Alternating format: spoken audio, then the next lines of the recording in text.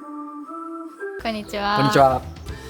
今回は今回は、窓系をやりたいと思います。はい、窓系でございます。ようやくそういった細かいところまで細かいところできるようになってきました。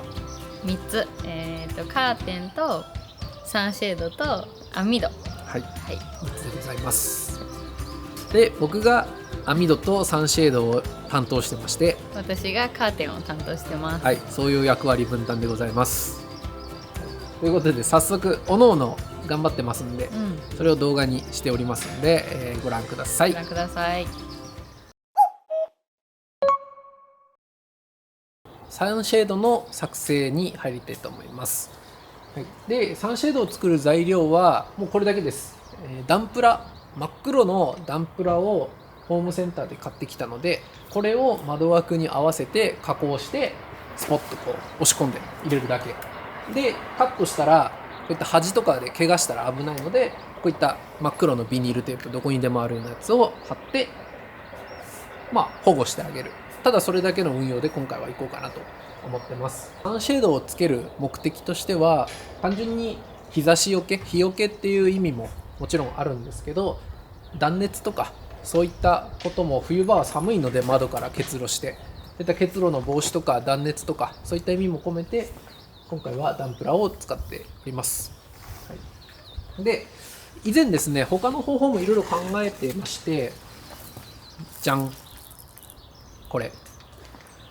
これですね、高子の車、軽自動車に乗ってるんですけど、その軽自動車を車中泊仕様にするために、前2人で一緒に同じようなこのサンシェードを作ったことがありました。はい、その時に作ったのがこういったのです。で、この中はちょっと見えないんですけど、カラーボードって言って100円ショップとかで売ってるダンプラよりも脆い、なんか発泡スチロールみたいなね、すぐ折れるというか切れる、なんかそんな素材のやつを使ってます。はい、加工はカラーボードの方が絶対しやすいです。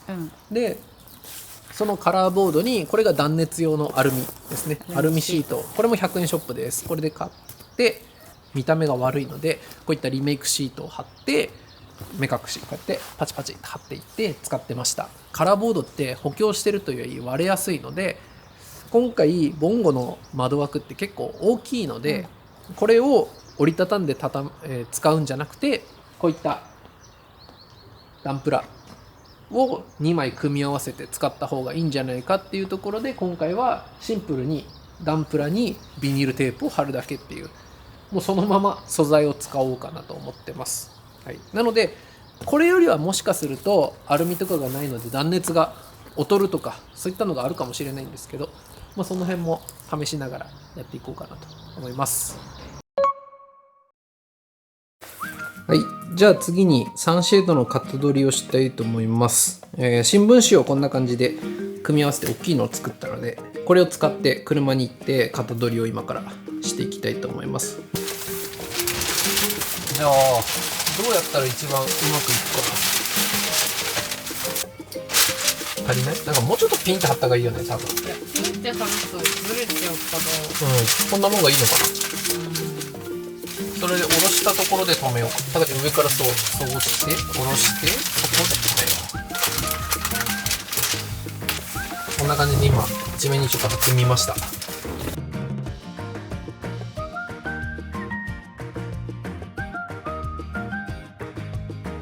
一旦こんな感じで多めに取って、あとは微調整かな。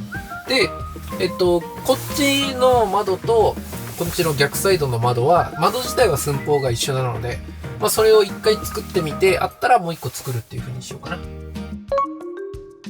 取った型をいよいよやりたいと思います。じゃあこの枠に合わせて今から切っていきます。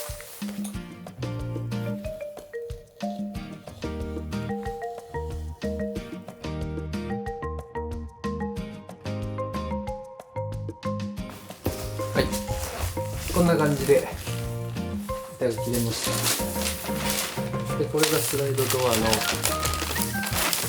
型取ってこうかな。当てると大体今ぴったりサイズで取れたんで、じゃあ果たしてこれであとは微調整しながらどうかなっていうのをやっていきたいと思います。サンシェードの型取りを昼間にして、それの切ったり調整したりっていう作業をとりあえず終わりました。で、難しいです、正直。プラダン。すごく難しい。隙間ができちゃうよね。うん。やっぱね、窓の作りが、このフレームみたいな窓のゴムのラバーがあって、これよりも枠ってもちろんちっちゃいんですよ、この奥に入ってるから。だから、ここに合わせたらスポスポになるし、向こうの窓ガラスに合わせたら、ここに入らない。そもそも枠に。っていうことで、ずっと微調整ミリ単位でしながらやってても、どうしても結構隙間ができてしまうレベル。こことかちょっと見える？こことか。こんな感じで隙間がね、できちゃう。できてる。っていう感じになっちゃうので、こんな感じで。はい、ここはね、くり抜いたね。ここはくり抜いただけ、ただ。ここにあとはカーテンが来るので、これ。カーテンありきで作ったね。だから別にこれが僕たちの生活をプライバシーを守ってくれるっていう用途では作ってないので、もうこれはこれにしようかっていう話です。もし本当にこれだけしかしないんだったら、光漏れちゃうし、覗こうと思ってそこにね、覗いたら中の様子見えちゃうと思う。見えちゃう。今外から撮ってるんですけど、ここに隙間が空いてます。顔出してみて。なんかやっぱりこのぐらいの隙間でも車内に人がいるとか見えちゃうと思う。だから、ちゃんとこれで作りたいんだったら、プラダンよりは僕はやっぱラバーシートの方がおすすめかなって今は思ってます。ちっちゃくてもね、ギュッて下入るよね、きっと。間違いなくスポンジみたいなやつなんで、ラバーシートは押し込めて入るので、しかもあれは簡単に切れる。やっぱプラダンはハサミで切るのはギザギザだって難しいし、カッター必須になるので、用途によると思うんですけど、それぐらいだったらラバーシートの方が使いやすいし、簡単かなっていうのが正直なとこです。今回いろいろ悩んで、プラダンに最終的にしたんですけど、はい。綺麗に作りたいならラバーシートがしやすいのかなって。あとはビニールテープを巻きつけて、調整したら終わりにしようと思います。こういう隙間とかも、ビニールテープの調整で多分埋まるとは思う。そしたら完成形がこれになります。で、運転席に関してはこんな感じで、ちょっとね、他と違う形で難しかったんですけど、同じ方法で型を新聞紙で取って、それに合わせてダンプラを切ってますと。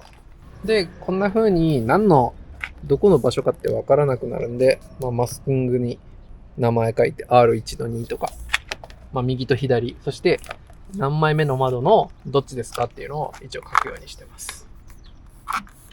で、言ってなかった。で、周りには最初説明したようにビニールテープで保護をしています。危ないので。